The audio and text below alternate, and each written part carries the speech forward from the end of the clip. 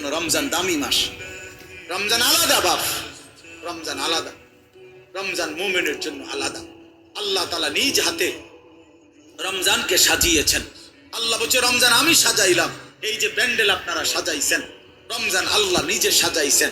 আল্লাহ বলে বান্দা দেখো আমার সাজটা আমি সেট আপ করলাম, রমজান তুমি শুনো আমার কাছে। তো আল্লাহ নিজে বলতেছে বান্দা, এক নম্বরে বিগত 11 মাসের সমস্ত হুকুম আহকাম যথারীতি বহাল থাকবে, যেটা যেমনে আছে, যেটা হালাল এখনো হালাল, যেটা হারাম এখনো হারাম, 5 ওয়াক্ত নামাজ সহ অন্যান্য বিধান এটাও চলমান। এক অতিরিক্ত আরো কিছু ইবাদত দিলাম।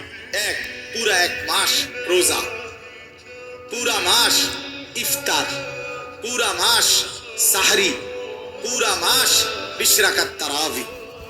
তাহলে এই সবগুলো নতুন ইবাদত, মানে রমজান উপলক্ষে নতুন সংযোজন, ঠিক কিনা বলেন?